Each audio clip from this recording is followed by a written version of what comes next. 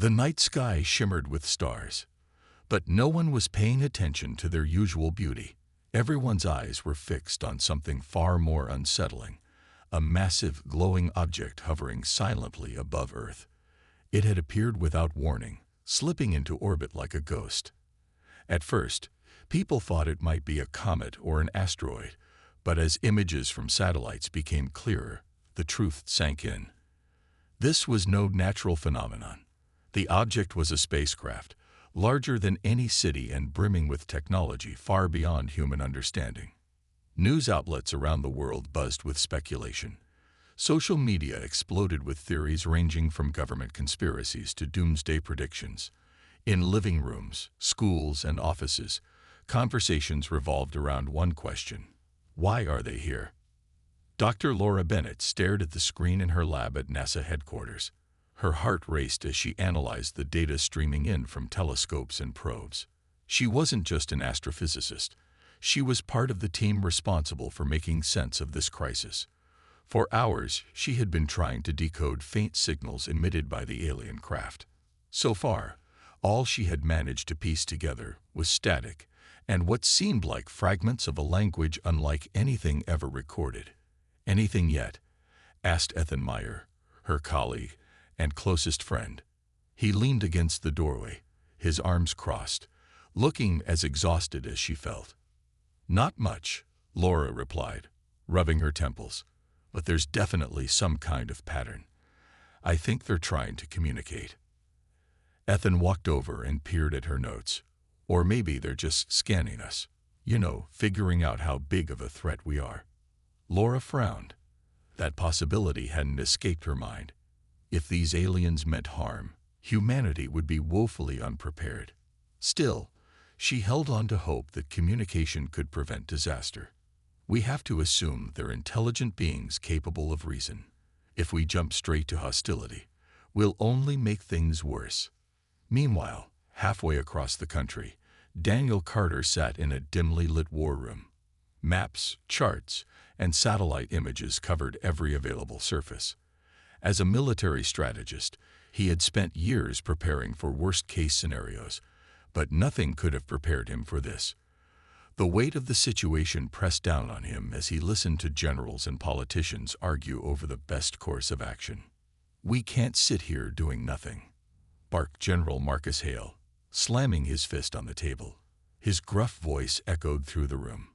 "If they wanted to talk, they would've done it already. Instead, they're sitting up there like vultures, waiting for us to show weakness." Daniel clenched his jaw, but kept his tone calm. "Attacking blindly won't solve anything. We don't even know if they're hostile. What if they're observing us, or trying to establish contact?" Marcus snorted. "And what if they're not? Every second we waste debating is another second they could use to strike." Back at NASA, Laura received a notification on her computer. The signal from the alien craft had changed. It wasn't random noise anymore. It was a message. Her hands trembled as she adjusted the frequency and played the recording aloud. The sound was eerie, a mix of tones and pulses that sent chills down her spine. But buried within it was something unmistakable. Words. "They're speaking," she whispered, her voice barely audible. Ethan rushed to her side, his eyes wide with disbelief. "What does it say?" he asked urgently. It took Laura several minutes to process the translation software's output. When the text finally appeared on her screen, her stomach dropped. The message was short and chilling: "Surrender or face annihilation." For a moment, neither Laura nor Ethan spoke. The enormity of the situation hit them like a tidal wave. Humanity stood on the brink of extinction, and the clock was ticking. The world was in chaos. News of the alien message spread like wildfire, and within hours, it dominated every headline, broadcast, and conversation. Governments scrambled to respond, but unity seemed impossible. Some leaders called for immediate retaliation, while others urged caution, hoping to find a way to negotiate with the mysterious invaders. The divide between nations grew wider with each passing hour. In New York City, Rachel Monroe sat at her desk, staring at her laptop screen. As a journalist for an independent news outlet, she had spent the last 12 hours gathering information about the crisis. Her phone buzzed constantly with calls from sources, colleagues, and even strangers who wanted their voices heard. But amidst the noise, one thing stood out. Humanity wasn't ready for this. No one was.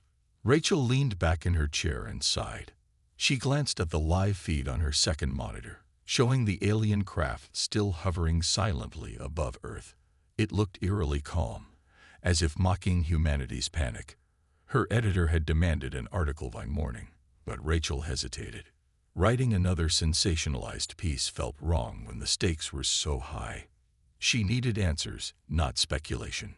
Her thoughts were interrupted by a knock at her apartment door.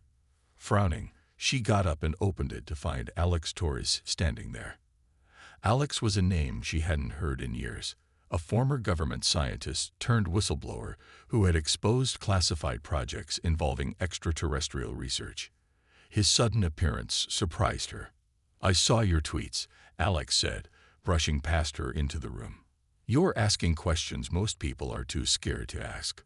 Rachel closed the door and turned to face him. "What do you know?" Alex hesitated, then pulled out a small tablet from his bag. "More than I should, and less than I'd like." He tapped the screen, pulling up documents and images that made Rachel's eyes widen. There were schematics of alien technology, reports of previous encounters, and evidence suggesting that governments had known about extraterrestrial life for decades. "This changes everything," Rachel whispered, scrolling through the files. "Why didn't anyone tell us?" "Because fear sells," Alex replied bitterly. "They thought keeping it quiet would prevent panic. Look how well that worked." Meanwhile, at NASA, tensions were mounting. Laura Bennett and Ethan Meyer continued working tirelessly to decode more of the alien message. While they had translated the ultimatum, other parts of the transmission remained cryptic. Symbols and patterns hinted at deeper meanings, but without context, progress was slow. "We need help," Laura admitted, rubbing her tired eyes. "This is too big for just the two of us." Ethan nodded. "I'll reach out to linguists and cryptographers. Maybe someone else can spot something we missed." But time was running out. Political pressure mounted as nations debated their next move. In Washington, D.C., Senator Paul Richards held a press conference, calling for immediate military action. A tall man with sharp features and a commanding voice, Richards argued that humanity couldn't afford to appear weak. "They've given us an ultimatum," he declared, pointing at the cameras. "If we don't act now, they'll see us as easy targets.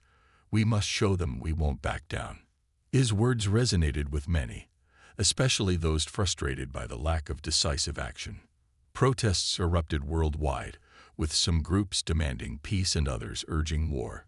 Cities buzzed with activity as people took to the streets, holding signs and chanting slogans. The planet felt like it was tearing itself apart. Daniel Carter watched the news from his office, his expression grim. He understood both sides of the argument, but knew hasty decisions could doom humanity. General Marcus Hale, however, grew increasingly impatient. "How long are we going to wait?" Marcus demanded, pacing the room. "Every minute we delay gives them more time to prepare." Daniel clenched his fists under the table. "We wait until we have no choice but to act. If we strike blindly, we risk losing everything." As the hours ticked by, the weight of uncertainty pressed down on everyone. Humanity stood divided, unsure whether to fight or talk. Above it all, the alien craft remained silent, watching and waiting. Whatever happened next would define the fate of the entire planet. The alien message continued to haunt Laura Bennett. She replayed the recording over and over, searching for hidden meanings or overlooked details. Each tone, each pulse, felt like a puzzle piece that refused to fit. Ethan Meyer sat beside her, his face pale from exhaustion, but he didn't complain. They both knew failure wasn't an option. "We're missing something," Laura muttered, tapping her pen against the desk. "It's not just about surrender or destruction. There has to be more." Ethan leaned closer to the screen, squinting at the patterns. What if it's not just a threat? What if it's a test? Laura paused, considering the idea. A test? You mean, like they're evaluating us? Exactly, Ethan replied. Think about it. If they wanted to destroy us, why bother with a message at all? Why not just attack? Laura nodded slowly. It made sense, in a strange way. But if the aliens were testing humanity, what were they looking for? Strength, intelligence, compassion. The possibilities swirled in her mind, making her head ache. Meanwhile, Rachel Monroe worked late into the night, poring over the files Alex Torres had given her. The information was overwhelming. Pages of technical jargon, blurry photographs, and redacted documents. Buried within it all, she found something that caught her attention. References to a mineral called Cytherium. According to the files, Cytherium was rare and incredibly valuable, used in advanced alien technology. Earth had traces of it, though most deposits were unmined or undiscovered. Rachel's heart raced. Could this be the key? If the aliens needed Cytherium, maybe humanity could use it as leverage. She grabbed her phone and called Alex. I think I found something important, she said when he answered. It's about a mineral. Cytherium. There was a long pause on the other end. Where did you see that? Alex asked, his voice tense. In the files you gave me. Why? What does it mean? Alex hesitated before answering. It means we might have a bargaining chip. If Earth has Cytherium, the aliens could see us as more valuable alive than dead. Rachel scribbled notes furiously, her mind spinning with ideas. I need to get this to someone who can act on it. While Rachel and Alex discussed their discovery, Daniel Carter faced mounting pressure from General Marcus Hale. The military was preparing for war, stockpiling weapons and positioning troops around the globe. Daniel knew the preparations were necessary, but he couldn't shake the feeling that rushing into conflict would be a fatal mistake. They're watching us, Daniel said during a heated meeting. Every move we make, every decision. We're being judged. Marcus slammed his hand on the table. And what do you suggest we do? Sit here and hope they change their minds. No, Daniel replied firmly.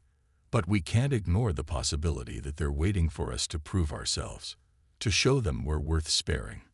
Marcus glared at him, but didn't argue further. Deep down, he respected Daniel's calm demeanor and strategic thinking, even if he disagreed with his approach. Back at NASA, Laura finally made a breakthrough.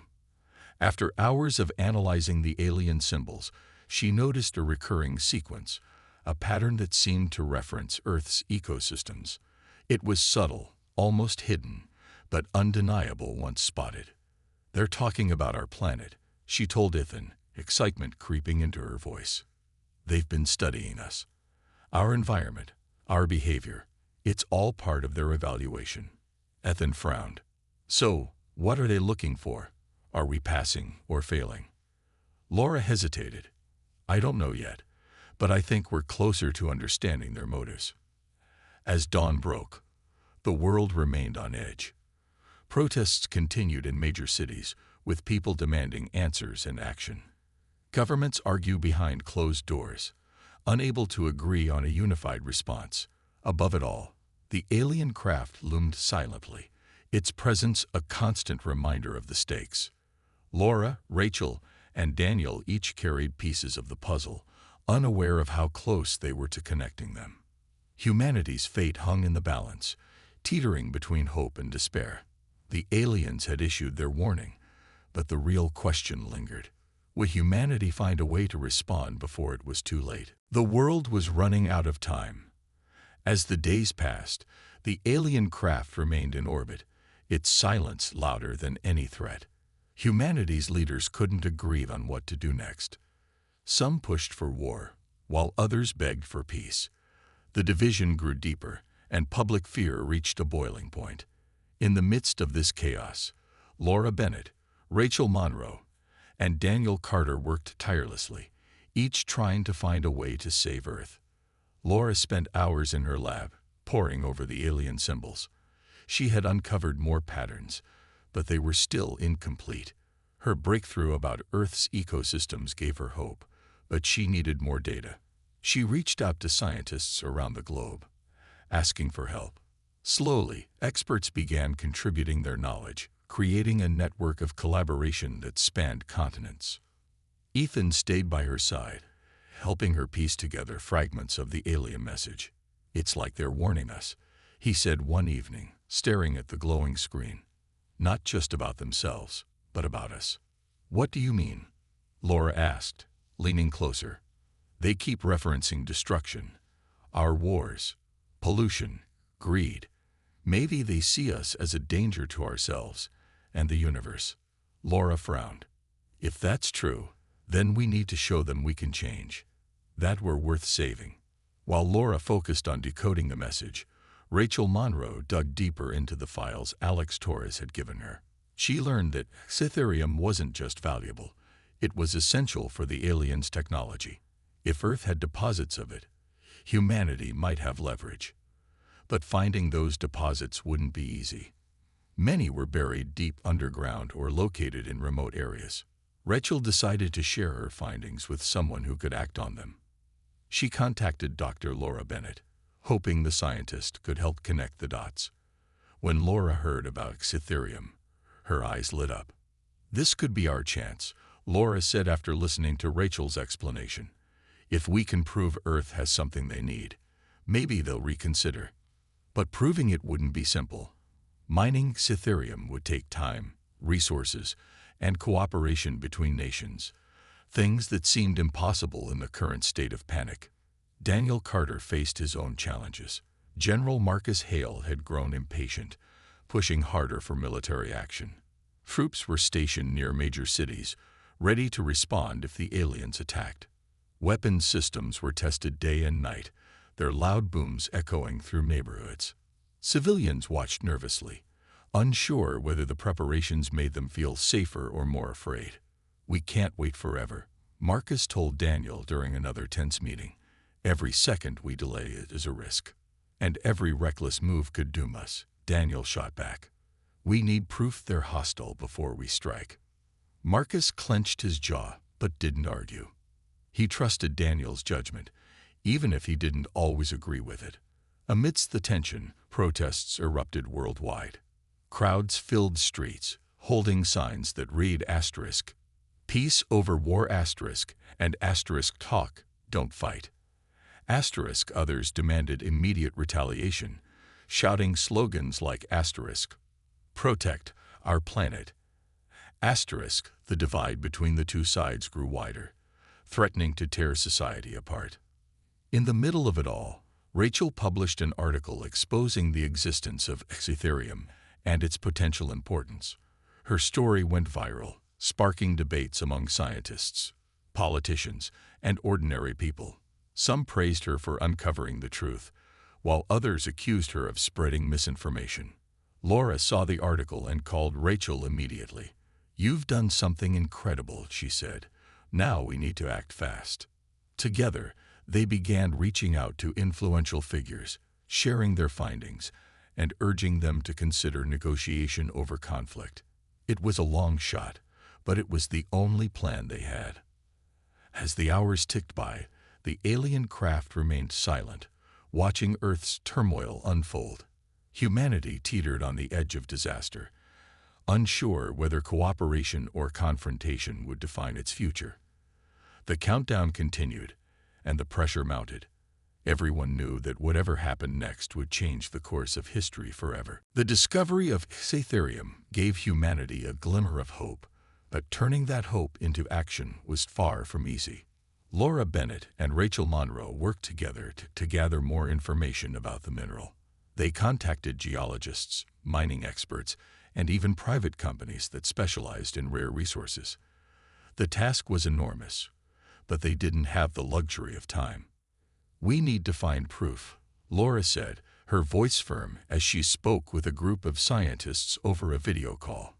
"If we can show the aliens that Earth has what they need, maybe they'll see us as valuable." Rachel nodded in agreement. "And if we can do it quickly, we might avoid a war." But the challenges were immense. Scytherium deposits were scattered across the globe, often in hard-to-reach places like deserts, mountains, and deep underground caves.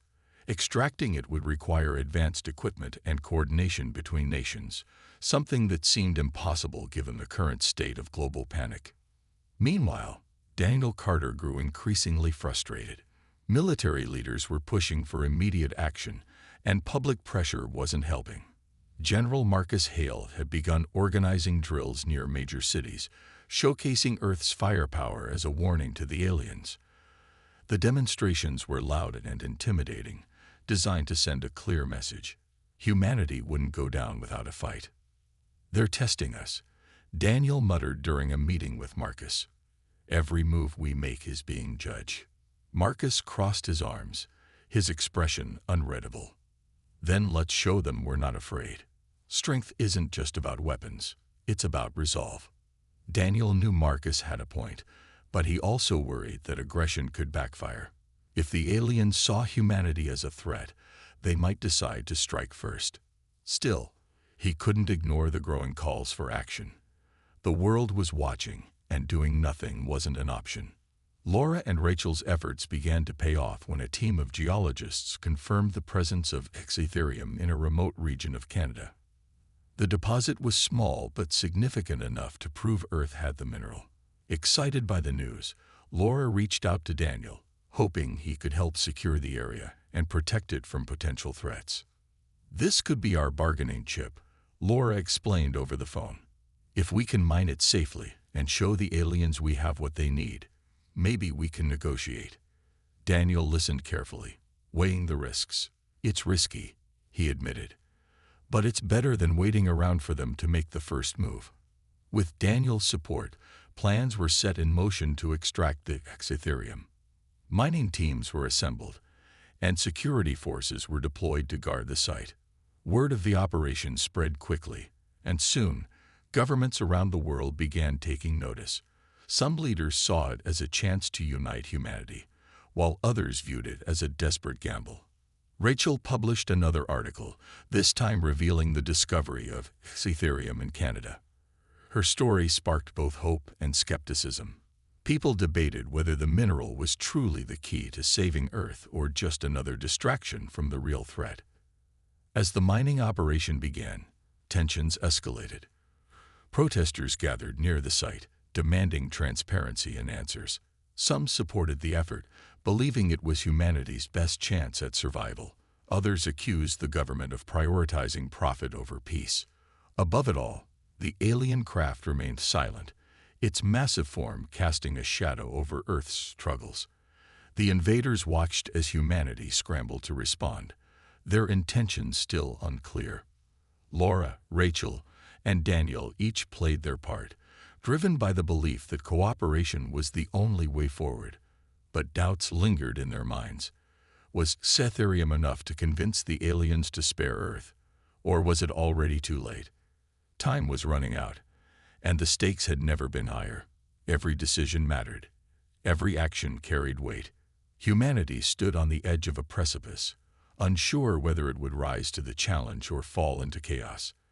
The aliens had issued their warning, but now it was up to Earth to decide how to answer. *** document. Part 6 ***. The aliens finally broke their silence, and when they did, it was with devastating force. Without warning, a beam of energy shot down from the massive spacecraft, striking an uninhabited island off the coast of Australia. In an instant, the landmass was obliterated, reduced to nothing more than ash and smoke. The attack sent shockwaves across the globe, both literal and figurative. People watched in horror as news outlets broadcast footage of the destruction. The message was clear: the aliens weren't bluffing. Humanity had been given a chance to surrender, and now they were showing what would happen if defiance continued. Panic spread like wildfire. Governments held emergency meetings, military forces went on high alert, and civilians braced for the worst. Laura Bennett felt her stomach drop as she watched the reports.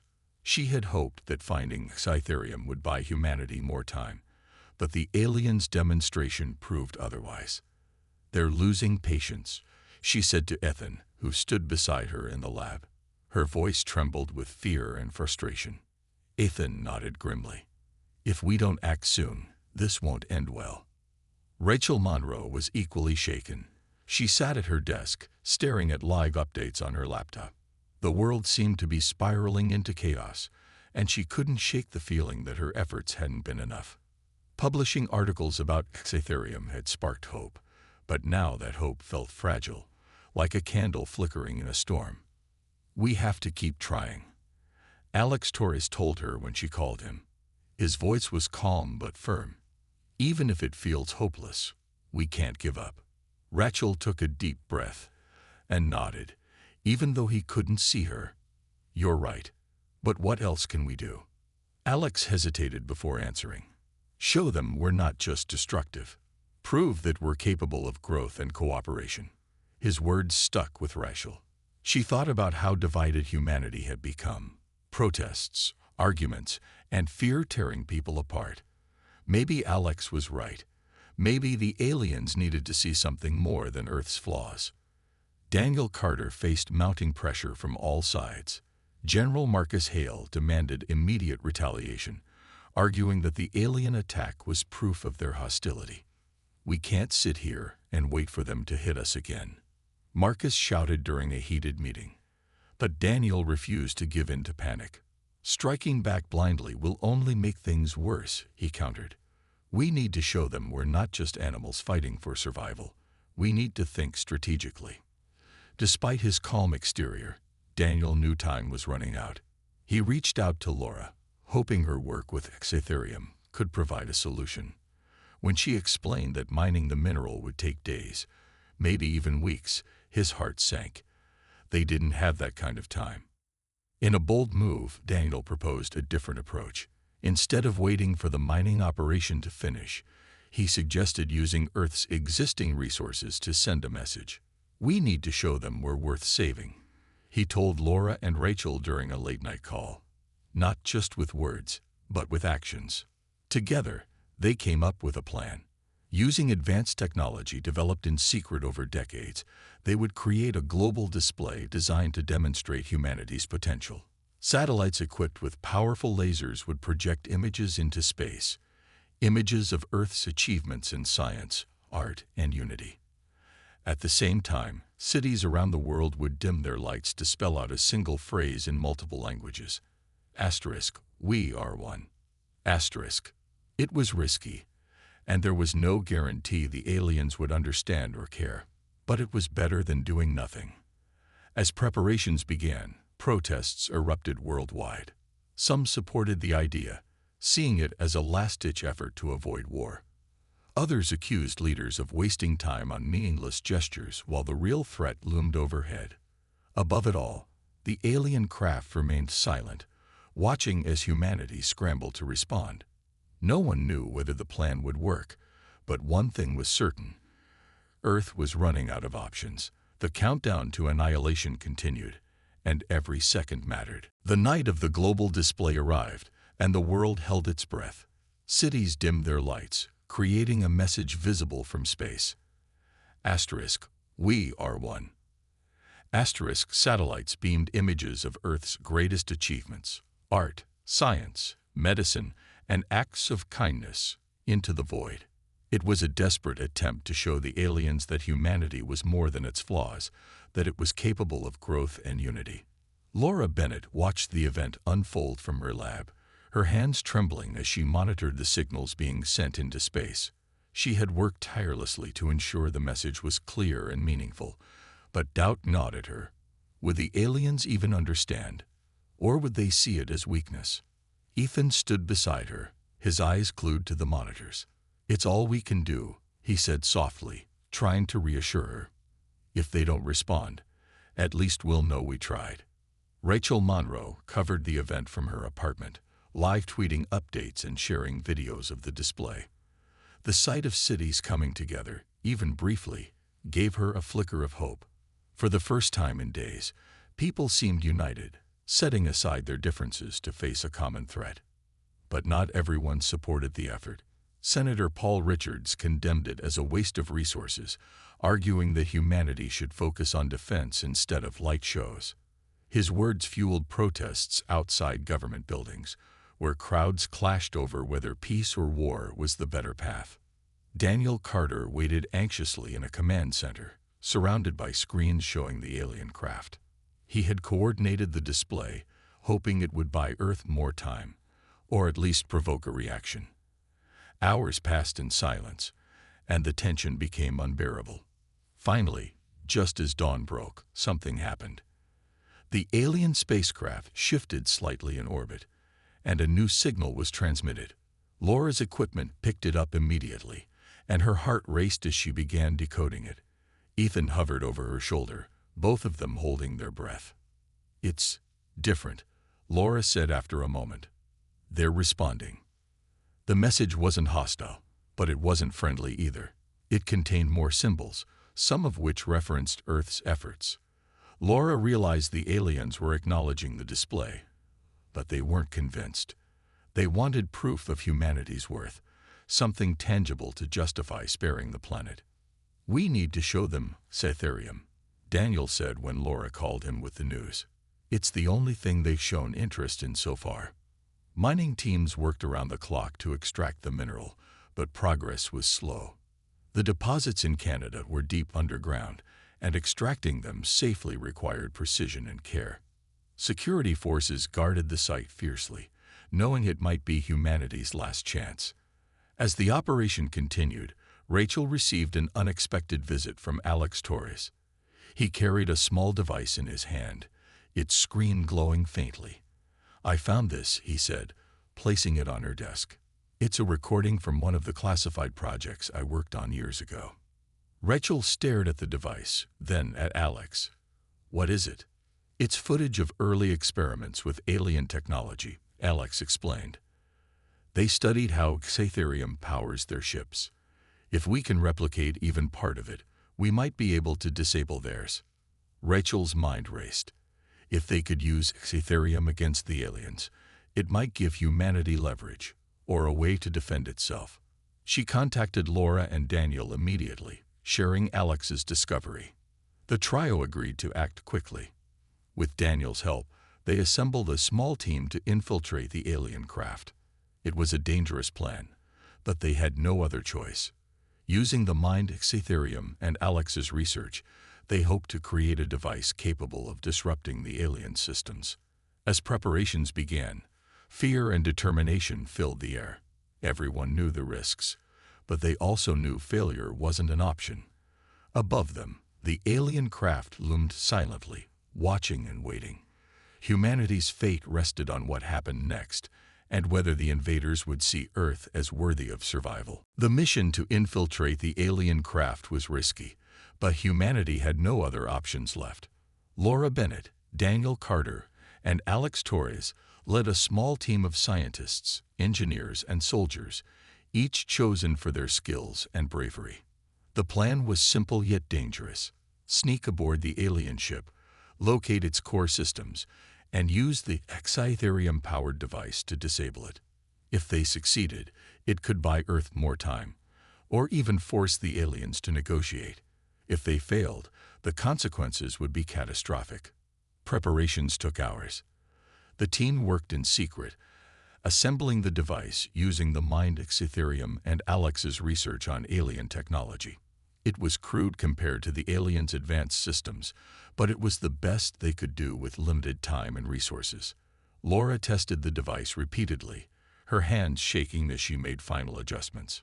"It has to work," she muttered under her breath. "It just has to." Daniel supervised the operation, ensuring everyone knew their roles. He had selected only the most skilled personnel, including a pilot named Chris Lane, who would guide them close enough to the alien craft without being detected. The tension in the room was thick, but no one complained. They all understood what was at stake. As night fell, the team boarded a small spacecraft designed for stealth. It wasn't much to look at, patched together from spare parts and outdated tech, but it was their only chance.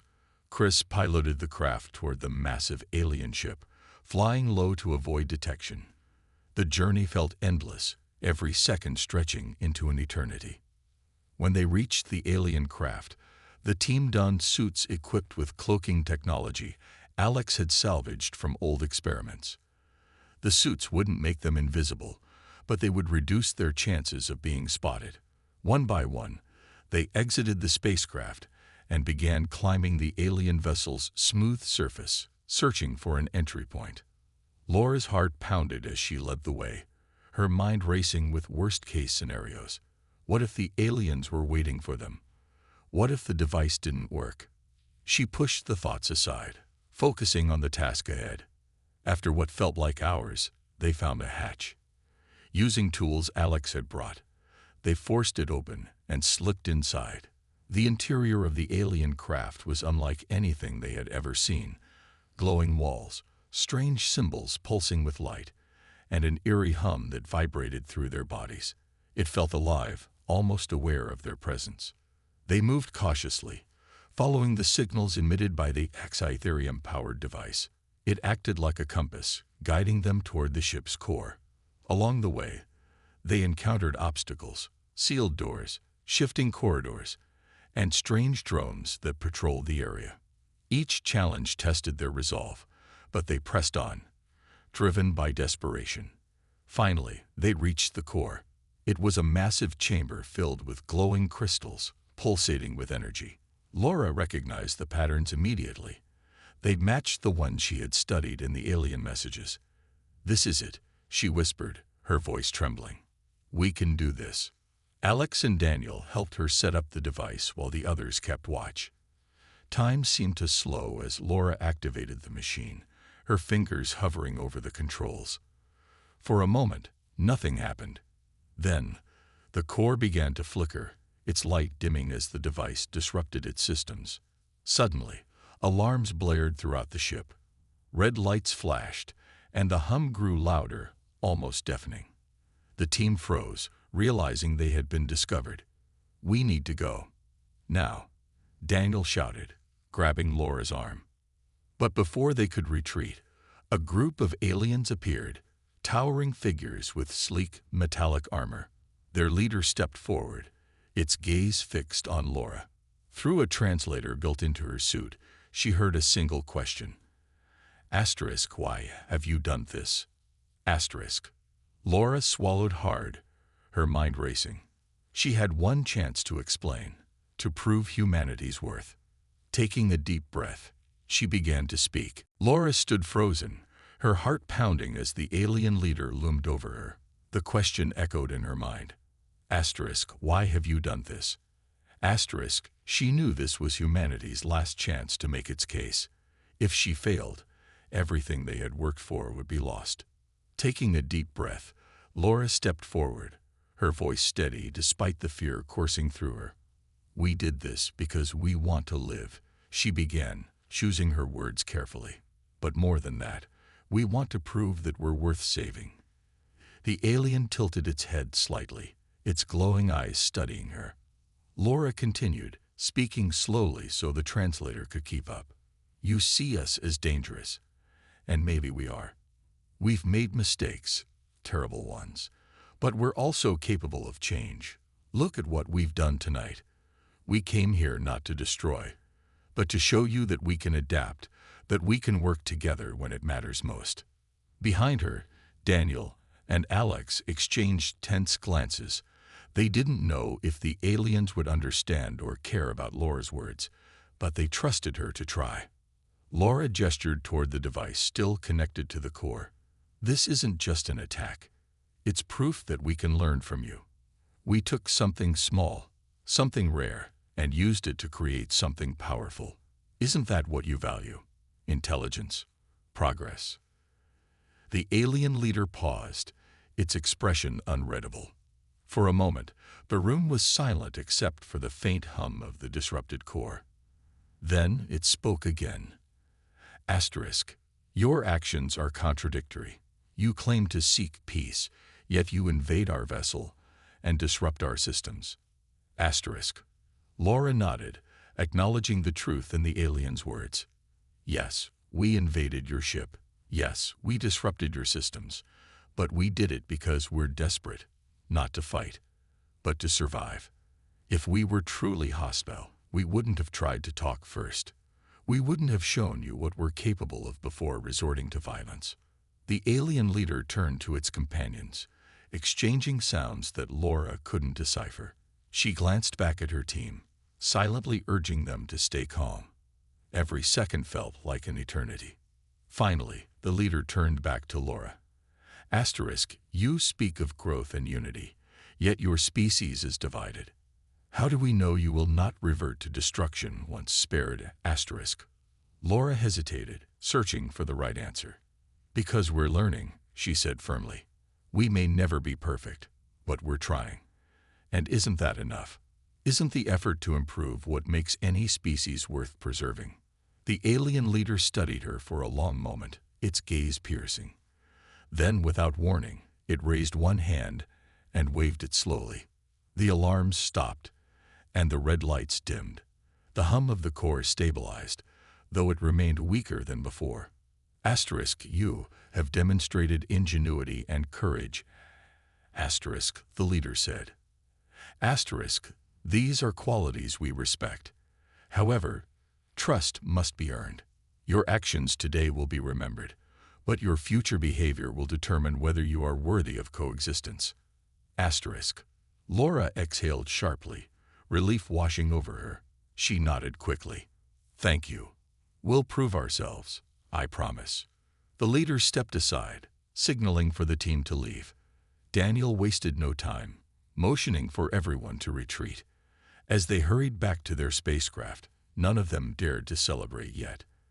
They had survived, but the aliens' warning lingered. Humanity was on probation. Back aboard their craft, the team sat in silence as Chris piloted them away from the alien ship. No one spoke until they were safely out of range. Then, Daniel broke the quiet.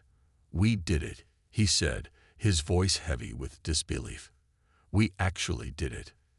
Laura leaned back in her seat, tears streaming down her face. For now, she whispered. But this isn't over. Not by a long shot.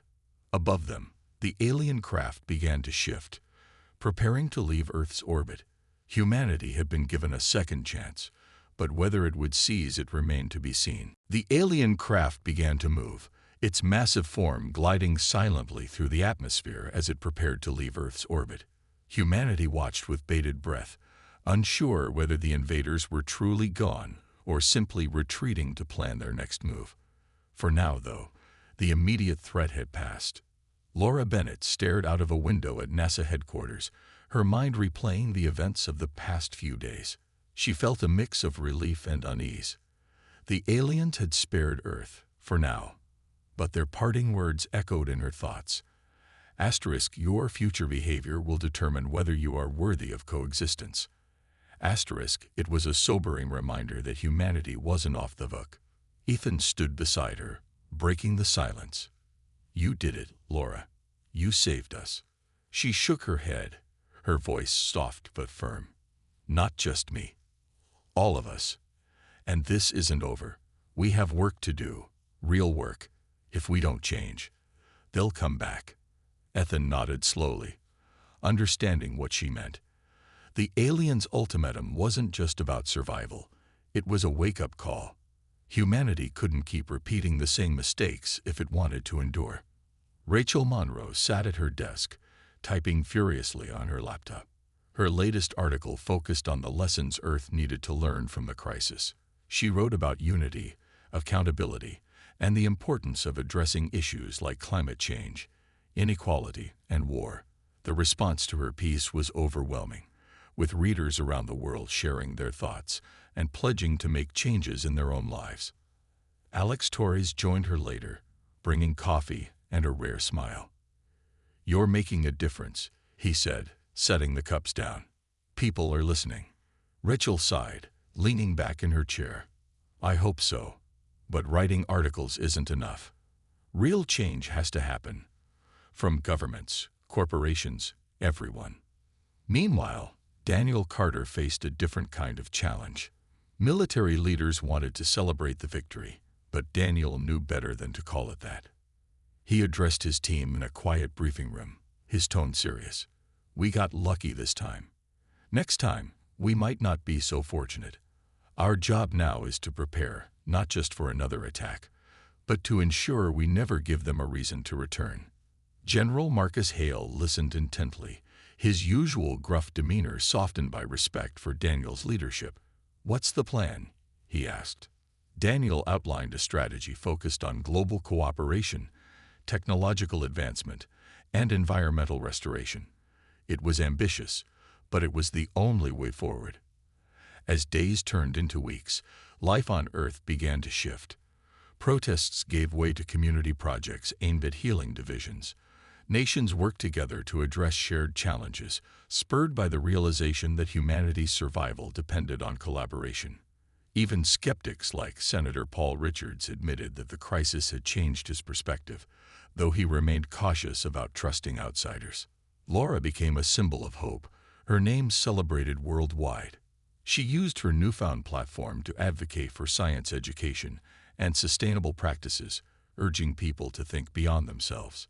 Ethan stayed by her side, helping her spread the message that curiosity and compassion could save the world.